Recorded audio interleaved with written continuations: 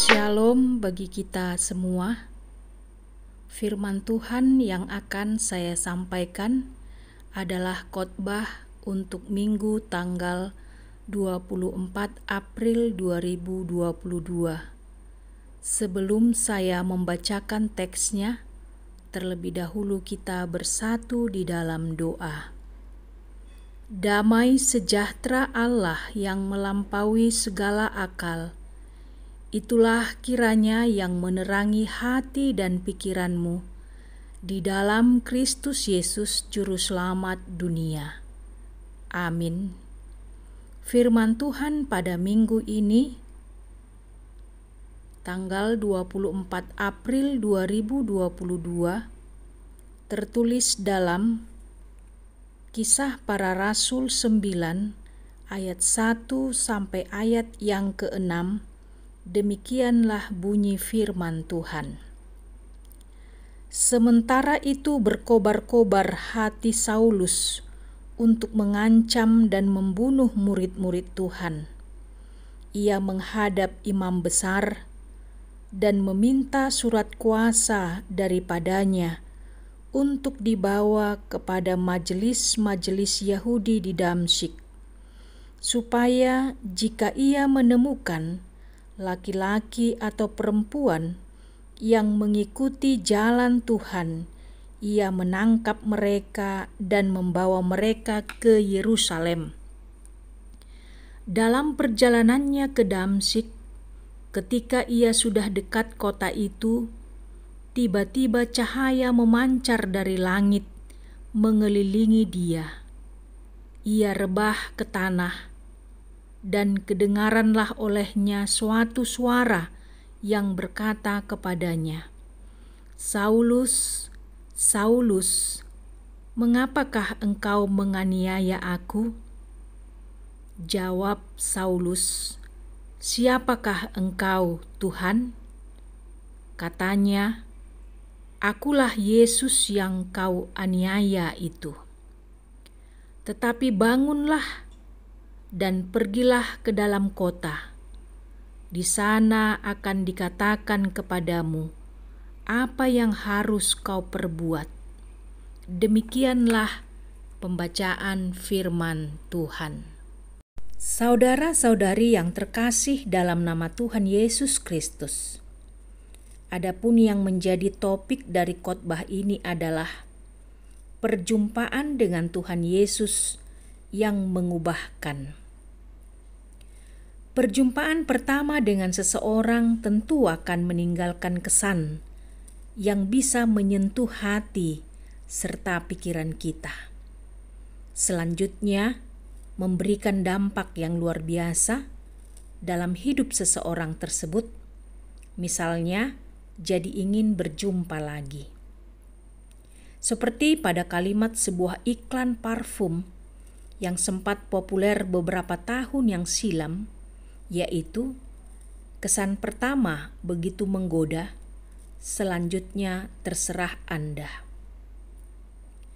Dalam Kisah Para Rasul 9 ini dikisahkan, Saulus mengalami perubahan yang luar biasa setelah mengalami perjumpaan dengan Yesus Kristus.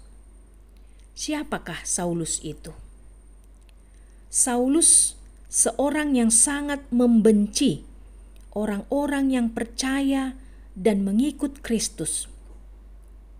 Paulus tidak peduli apakah itu anak-anak atau dewasa, laki-laki atau perempuan, tua atau muda.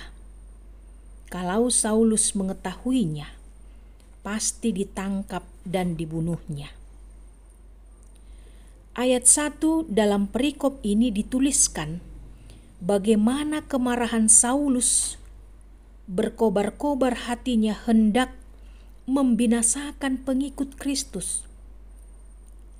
Saulus juga meminta surat kuasa dari imam besar untuk pergi ke Damsyik, hendak menangkap setiap orang yang percaya kepada Kristus. Kemarahannya yang meluap-luap untuk menyeret para pengikut Kristus di Damsyik. Tetapi dalam perjalanan itu, Justru Tuhan Yesus yang menangkapnya. Tuhan Yesus menyatakan bahwa setiap orang yang dianiaya, disesah, dan dibunuh oleh Saulus, sesungguhnya Saulus sedang menganiaya Tuhan Yesus. Seperti jawaban Yesus kepada Saulus, "Akulah Yesus yang engkau aniaya itu." Perjumpaan Saulus dengan Kristus membuatnya mengalami pertobatan dari seorang penganiaya menjadi pengikut Kristus, menjadi seorang yang begitu giat dan penuh pengorbanan memberitakan Injil. Saulus yang sudah begitu banyak menganiaya, bahkan membunuh para pengikut Yesus, saat bertemu dengan Yesus, Tuhan Yesus tidak membalaskan semua kejahatannya. Tetapi Tuhan Yesus menuntunnya kepada Ananias yang saat itu adalah pengikut Tuhan. Dan melalui Ananias mujizat terjadi, Saulus bisa melihat kembali. Inilah kasih Tuhan. Tuhan tidak membalaskan yang setimpal dengan kejahatan Saulus, tetapi Tuhan menampakkan diri kepadanya, menjamah hatinya, bahkan memenuhinya dengan Roh Kudus.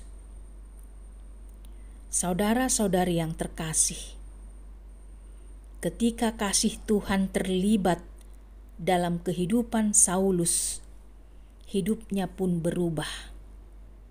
Yang tadinya penuh kejahatan, penuh dendam, penuh iri hati, dan kekejian, diubahkan menjadi hati yang penuh kesabaran, hati yang mau belajar firman Tuhan dan mengasihi sesama.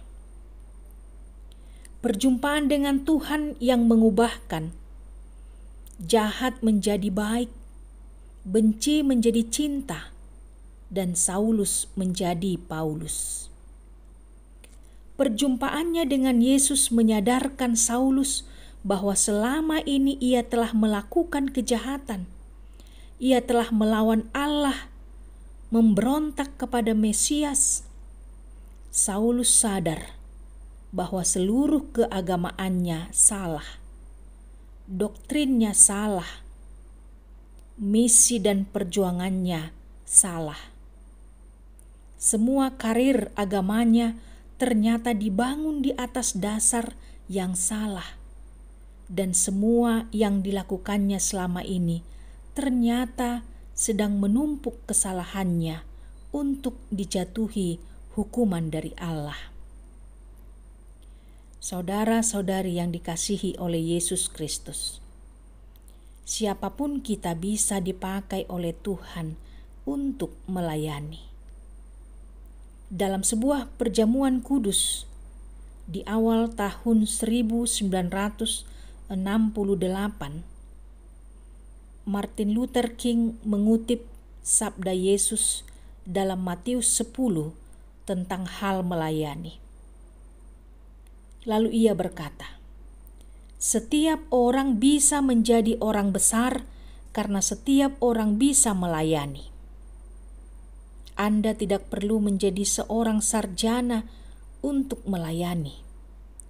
Anda tidak harus pandai berkata-kata untuk bisa melayani. Anda pun tidak perlu mengenal Plato atau Aristoteles untuk bisa melayani. Anda hanya membutuhkan hati yang penuh kasih karunia, jiwa yang digerakkan oleh kasih." Allah telah menetapkan supaya Saulus sebagai perkakas atau alat melayani pemberitaan Injil di dunia ini.